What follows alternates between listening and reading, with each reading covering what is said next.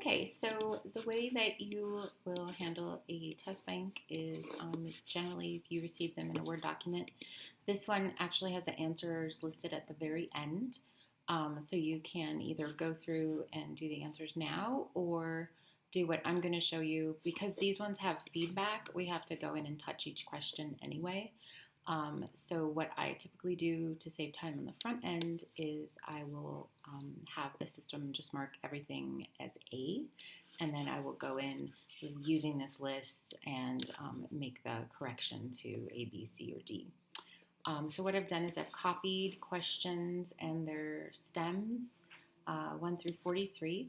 And on the Mac, I use this text edit document. I make sure that it copies it in plain text. And then to indicate the answer, you're going to use an asterisk symbol in front of the correct letter. So you can see here, I've got these nicely spaced and I've started to put the asterisk in front. The way the document actually copied over looked more like this. And so I am just going in here and putting a hard return.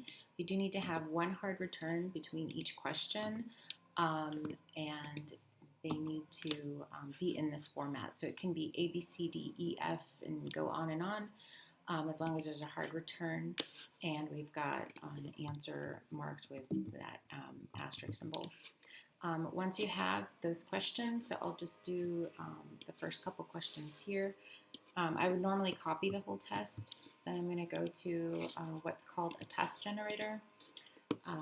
There are a few of them that are out there.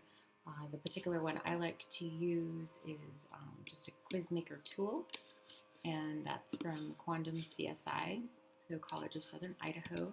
And I'm just going to put in here test.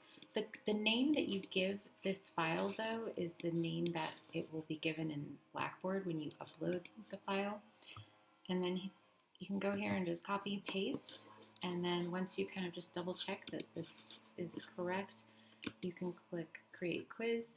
It happens immediately. It'll let you know how many questions, so it's good to know you've copied 3 over, you've got 3 in your test file, and then you can download it. It downloads it as a zip file. The zip file will always be called bbquiz.zip. And then you can actually go into the course in your control panel. You're going to go to Course Tools. You're going to click Test Surveys and Pools.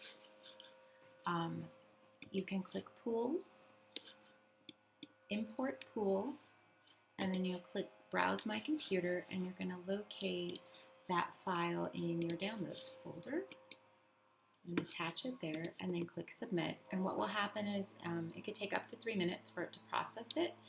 This one was really fast because this only has 3 questions, and there's no images or anything large like that. So then you click OK. All right, and we can go in here. Remember, we called it tests. That's what I mean. It shows up like that. And then you can click Edit, and you'll be able to see and double check your questions. I usually like to use a full text. And then you can click on this dialog box here. It'll show you the full question.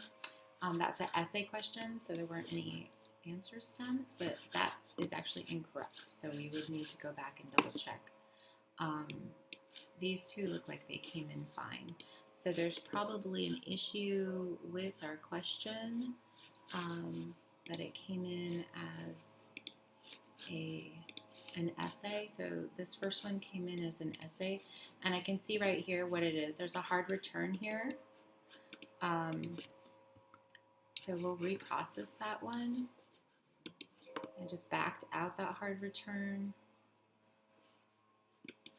And then I'm going to re-download that. So I'll go back here. I'll delete this old one that has the error. I'll click Import Pool again, browse my computer. I'll now go to the new file that has a 1 amended to the name. I'm going to import that. There we go. And then I'll click Edit here to double check and make sure we've got. Okay, it's happened again, so there's obviously an issue with this question.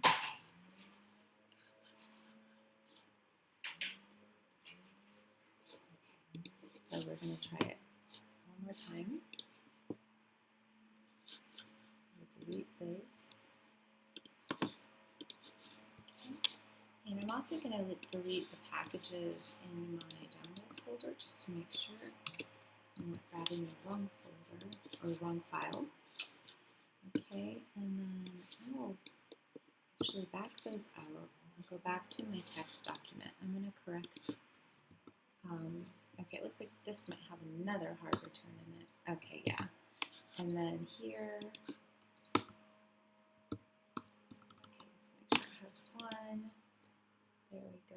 It's got the question mark. And it's got a hard return in here. So we'll try it again.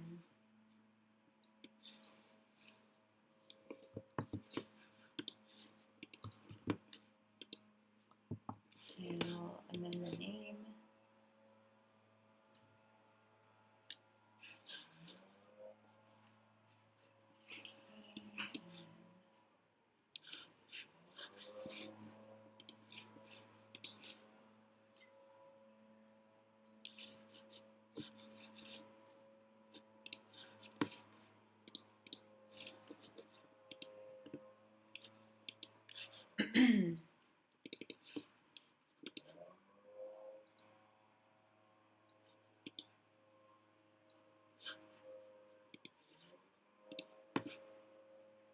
Okay, so that fixed it. So there were two hard returns in there.